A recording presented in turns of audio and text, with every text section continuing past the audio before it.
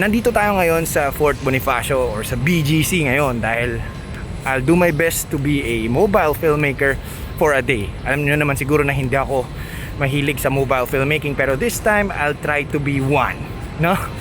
Magiging mobile filmmaker ako ngayong araw na to. And sana makakuha ko ng magagandang shots, no? Of course, I'm using the ASUS Zenfone 8 Flip, no? Susubukan natin yung cinematic capabilities ng cameras nito. And singit-singitan na rin natin ng mga B-rolls and review. So, samahan nyo ako. Bago ang lahat, let's roll the intro para mo ang pro!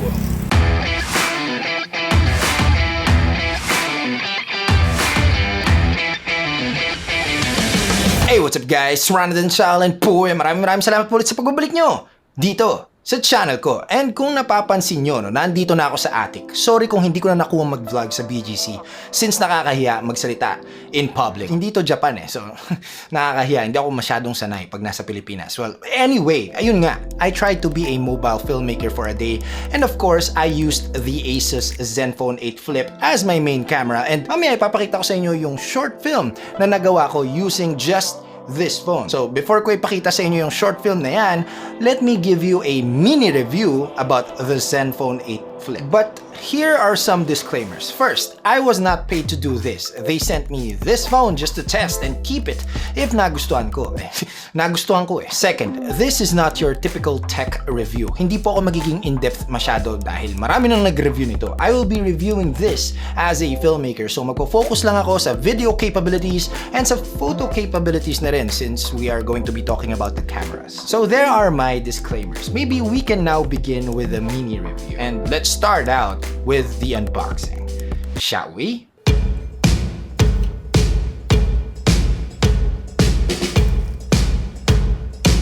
Inside the box, you get the user guide, the phone case, and the ASUS Zenfone 8 Flip. You also get a USB-C to USB-C cable and a power brick. And that's pretty much it.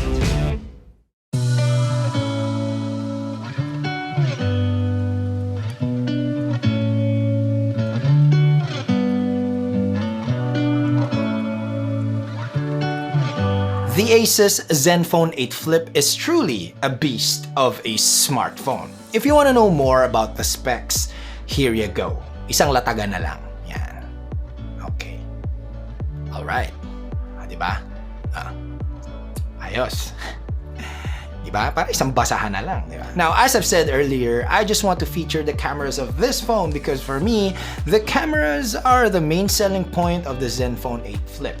The flipping camera thing. The Zenfone 8 Flip has 3 cameras. One is a 64 megapixel wide-angle main camera with an aperture of 1.8, and it has a flagship Sony IMX686 sensor. The second one is an ultra-wide angle camera that has a Sony IMX363 sensor. It is also a macro camera with 4 centimeters focusing distance with real-time distortion correction. And lastly, a telephoto camera with 3x optical zoom and up to 12x digital zoom. Now, these cameras are all tucked inside this case here and it flips. And yes, your back cameras and front cameras are the same, meaning you have the same image quality. Usually kasi mas matalas ang back cameras ng mga phones, diba? Pero the Zenfone 8 Flip's cameras won't change the image quality, selfie man o hindi, kasi you are using the same cameras. Of course, to better appreciate the image quality, pinaganda na rin ang display nito. It has a 6.67-inch Nano Edge 90Hz AMOLED display with HDR10+. 1000 nits lang naman ang brightness. Okay, now let's talk about the video capabilities. It can record up to 8K 30 frames per second. 8K yun 4K at 60 frames per second, 240 frames per second in 1080p, 480 frames per second in 720p. It can also do time-lapse in 4K. It has 3-axis electronic image stabilization or hyper steady. Now, as a filmmaker, the best feature of the Zenfone 8 Flip for me is the Pro Video mode. In this mode, you can manually set the camera settings just like a DSLR or a mirrorless camera. The white balance, the ISO, the shutter speed, and focus setting. You can switch it to auto and manual focus. And yes, you can do all of this without downloading a dedicated filmmaking app like Filmic Pro. In Pro video mode, you can also toggle the stabilization on and off. You can also quickly switch to different resolutions and frame rates. Yun pa lang, winner ka na. Isama mo pa yung bilis ng processor at laki ng storage space. Expandable yung storage space na yan, ha? Take note. Now, the mini review part is done. And at this point, let me show you the short film that I did using this phone as my main camera. Now, before I roll the film, the video that you're about to see is all about the effects of the pandemic to an individual who just lost a loved one because of the virus. This person is trying to see the world in a same yet different point of view. So wag na tayo magpaligoy-ligoy pa. Let's go right into the film. Sana magustuhan nyo.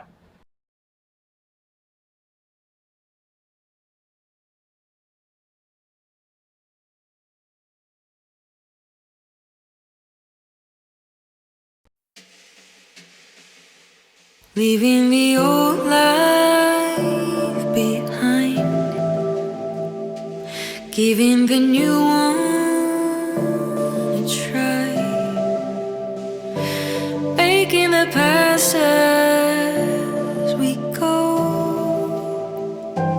trying a new way to grow,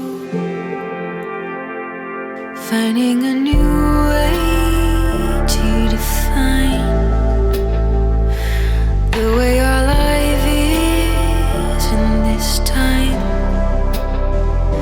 changing familiar thoughts as we go, shaping the world that we show. There's so many different ways to make us fly. All of the chances we have to ask why so little time we still have to try. Day by day we'll make it right.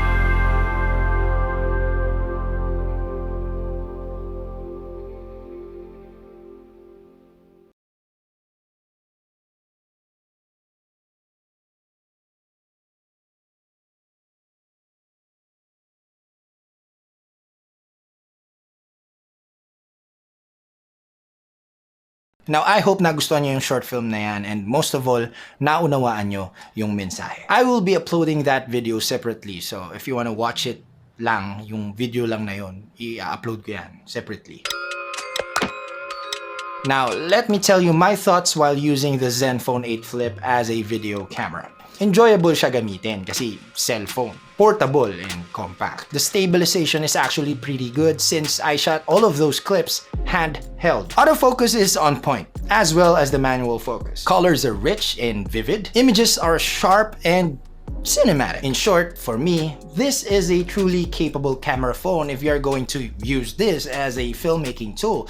But of course, since this is just a mobile phone, there are limitations compared to a proper video camera like better low light capabilities, to name a few. But all in all, if you are just a beginner or a hobbyist, or you are just doing videos for personal use, for example, vlogging, this phone is enough to fit your needs. Because for me, at the end of the day, the camera is just one of the tools na magpapaganda ng video mo. Of course, you need proper lighting din. Music and audio quality is something to consider as well. The shot compositions, the editing skills, and most importantly, the storytelling aspect. But don't get me wrong, the ASUS Zenfone 8 Flip is truly capable, as you saw in my short film. You can still create cinematic videos with this if that's what you want to know. Now, if you're going to ask me, do I recommend the ASUS Zenfone 8 Flip as your filmmaking camera? Absolutely. And may I remind you that this is not just a filmmaking tool. This is also a beast of a smartphone. So if you are looking for a video camera with smartphone capabilities, or the other way around, the ASUS Zenfone 8 Flip is truly a great choice. Now that has been my mini review of the ASUS Zenfone 8 Flip. If you want to know more about this phone, make sure you check out the links below. If this video helped you, please give it a thumbs up, subscribe if you haven't already, and click that bell as well. Once again, this has been ryanaudencial. Thanks so much for being here, and see you in the next video.